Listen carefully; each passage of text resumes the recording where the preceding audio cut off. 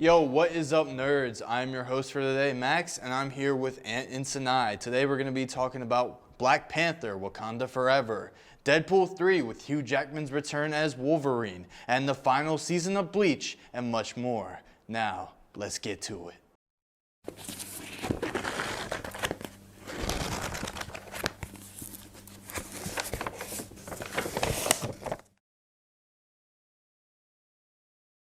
So, Black Panther, Wakanda Forever. Recently, a new line of posters has released along with a new trailer that has been recently put out.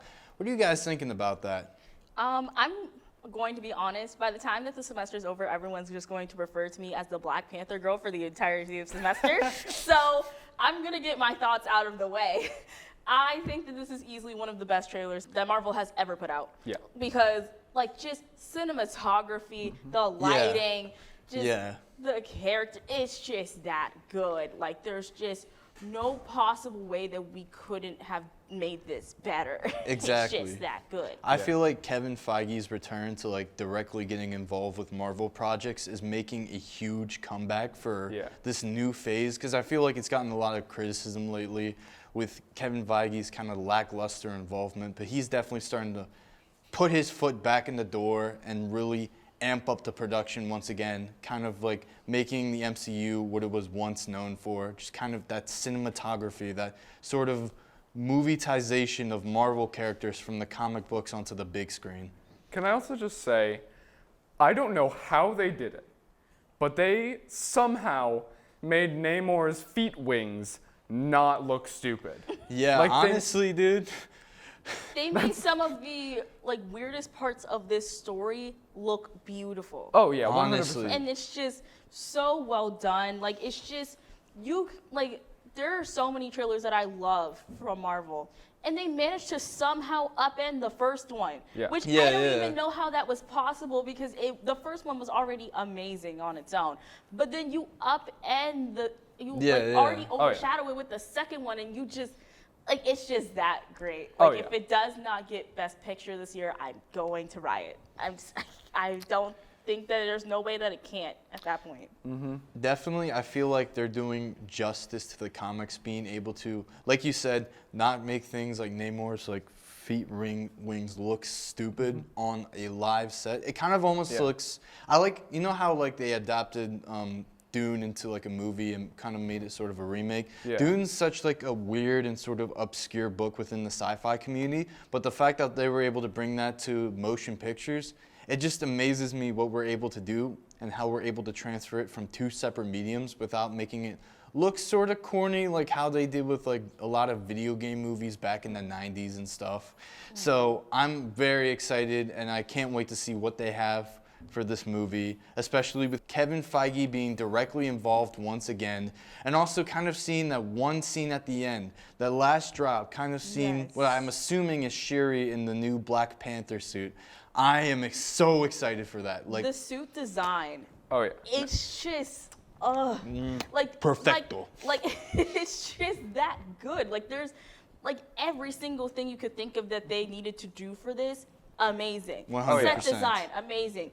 Costume design, amazing. Characters, the music, you can't get any better than this. Though I do have a question. Who do you guys think is going to be the next Black Panther? Either Shuri or Okoye. Definitely one of those two, if I'm being completely honest. I don't know. I literally physically can't see who else it would be. Other than those two, because who else, unless they're going to try and make a twist with some character that either doesn't make any sense or just has never wanted to be Black Panther. So.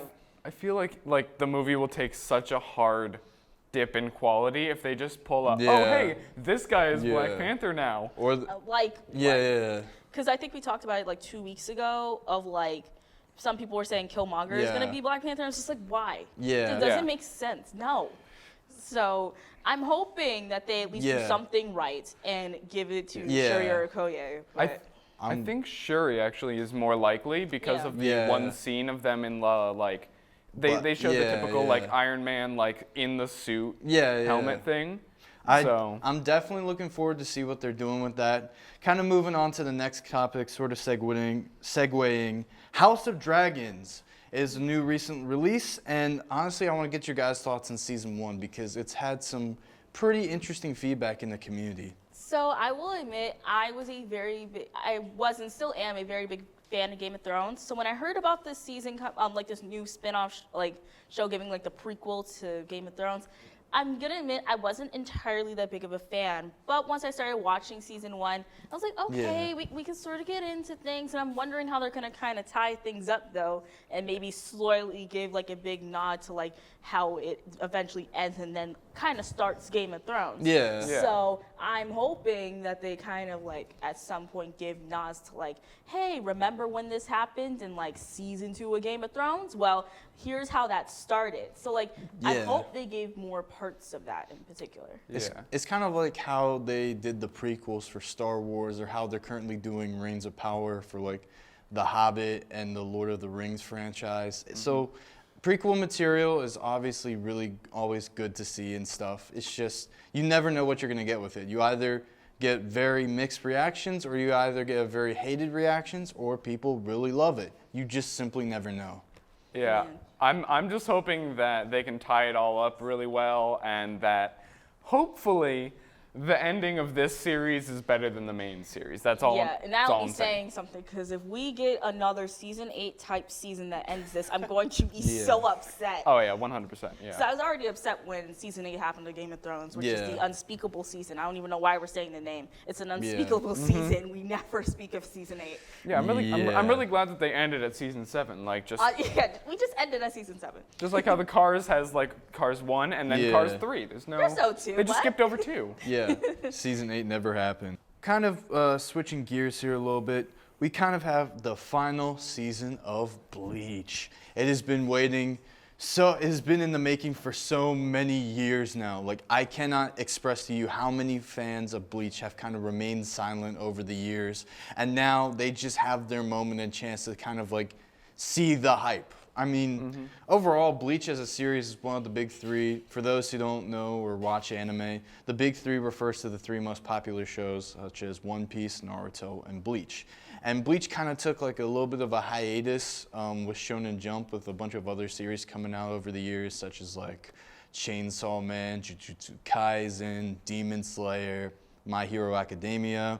So it just kind of took the backseat a little bit, but Bleach is now finally coming back to Hulu, and we're gonna be able to finally see its conclusion with its original manga arc being adapted into a live anime, well not live, but animated canvas with the 1,000-year Blood War arc. I don't know why I said live. I've been watching too many Marvel movies recently. I feel that. Honestly, that's just, I don't know. I think a lot of these, like with these like animes or just shows in general having like their final season, I always say the same thing. Just do not end it with things that just anticlimactic. Yeah. Because it's just, you've built up this momentum, you've had this cult following for God knows how many years, and then you end it with something that's just like, like it's just, I just hope that they do the community justice by at least tying up any loose ends and giving a conclusion that makes sense. Yeah, exactly. I've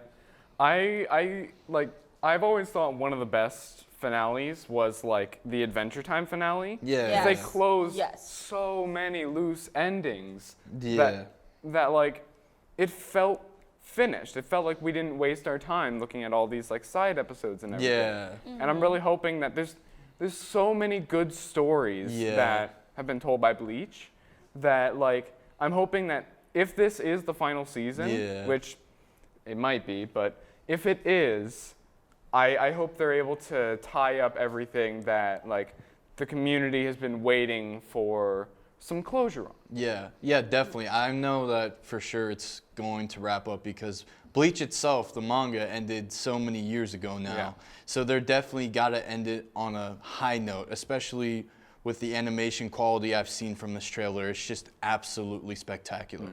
I'm hoping we don't get an Attack on Titan situation where it's Season 4 Part 2, Season 4 Part 3. And at that point, it's just like, becoming Just end it seasons already. within seasons. Like, that's kind of like the same problem I've had with like One Piece and Naruto, is just because they, over such a long period of time, either they put in filler or they just don't know when to stop. Now, One Piece is a Dragon Ball. great series, don't get me wrong, but it's been going around since the 90s. Oh, we don't know when we're going to reach a conclusion. And at this point, if I try to recommend to my friend, hey, you know, we should watch One Piece together, what are they going to see when there's like 8,000 episodes worth of content that they have to like catch up on? That's like a summer adventure. Like you gotta you have to have time to set up time, like to watch One Piece or Naruto. Because like you said, One Piece has 1,000 episodes. Who has the time unless you're like having a summer break that you get to be like, I'm gonna just watch all of One Piece. I started actually watching One Piece like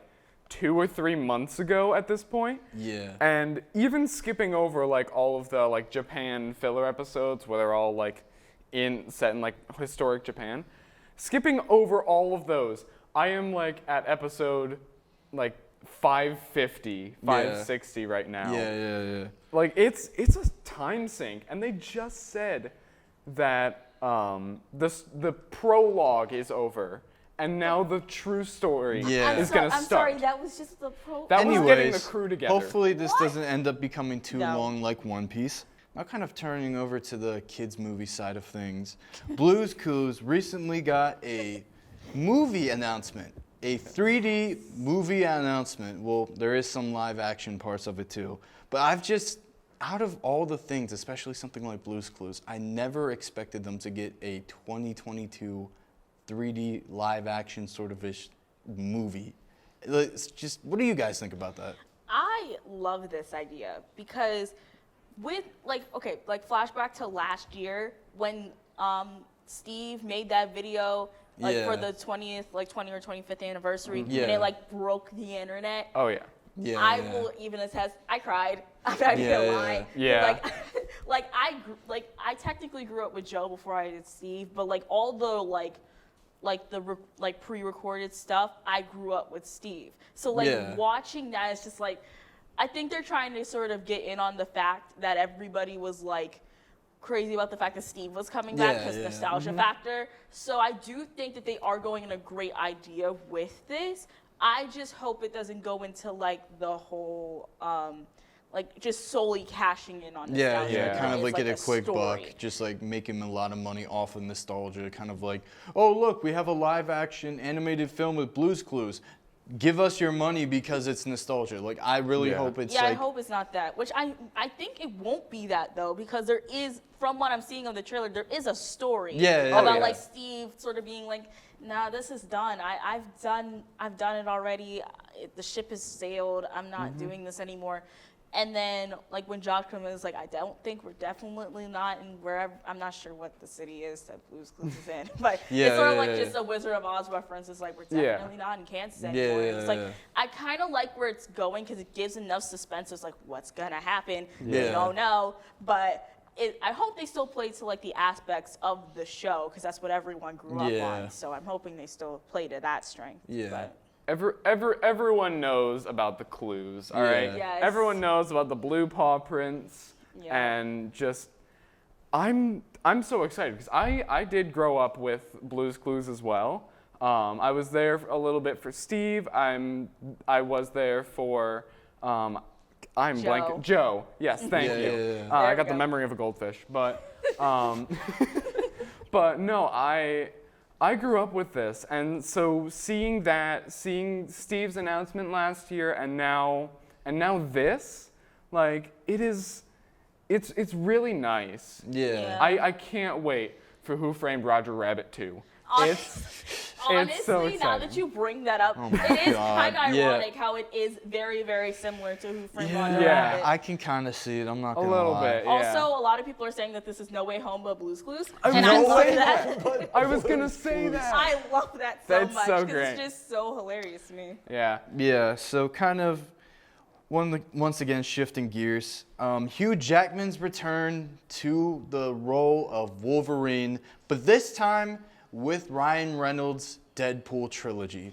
Now, I am very excited. I am a big fan of not only just Ryan Reynolds, but Deadpool as a character. I love Deadpool. I love what he represents in Marvel, kind of like his antithesis to like, you know, how everything is sort of serious in Marvel. There's always something going on with the Avengers. And then you just got Deadpool in the background like, yeah, chimichangas, oh, let's go get some breakfast.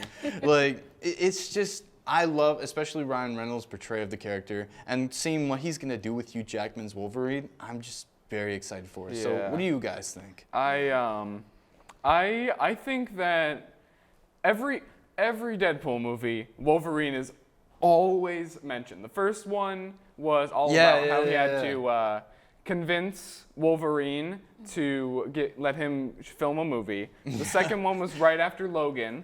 So he said that because he got a family and died, Deadpool was going to as well, and then based the entire movie off that. That's a real thing, and then he blew himself up.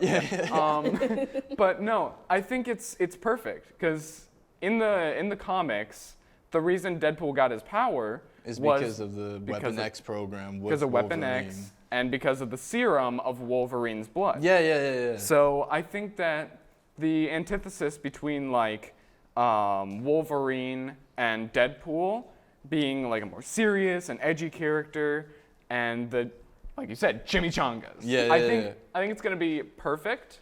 Though I do have one small problem with it, and I know a couple other people in the community have this problem as well, is that Hugh Jackman's Wolverine already had a perfect ending in Logan. So there's two real ways that they could pull this off. They could say that Logan happens later on. And then I think they did say that when Ryan Reynolds and like Hugh Jackman were talking about the movie. They were like, well, Logan happened after this, so technically he didn't die yet. So therefore it's canon and it's fine. So I mean, it is a little weird though, I will say. Honestly, with all the multiverse shenanigans and just Deadpool being Deadpool, I'm not surprised that they're kind of finding, I mean, that's a pretty logical explanation to me, but like, honestly, if they really wanted to, they could just be like, oh, actually, this is an alternate version of Wolverine from timeline 350, blah, blah, blah, blah. Like,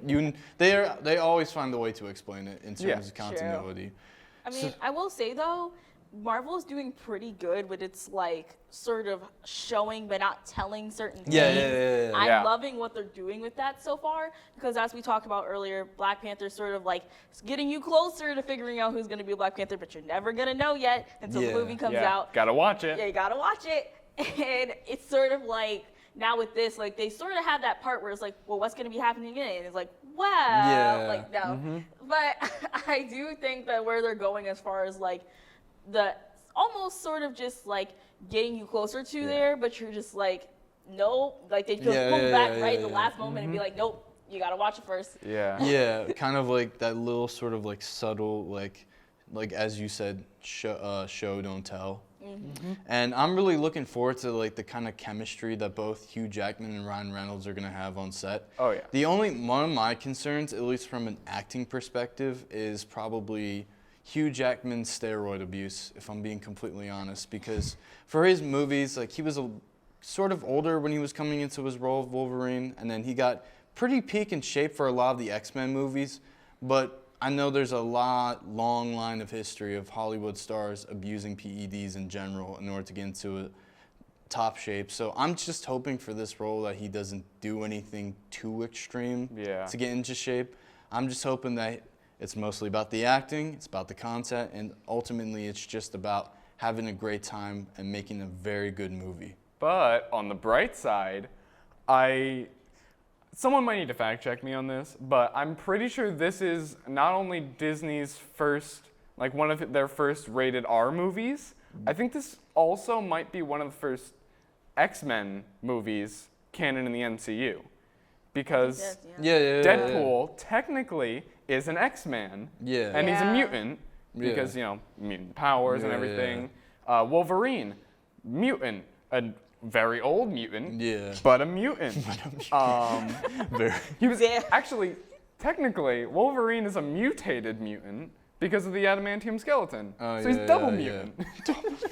Double mutant. Oh my god. Oh, Put no. that on a t-shirt.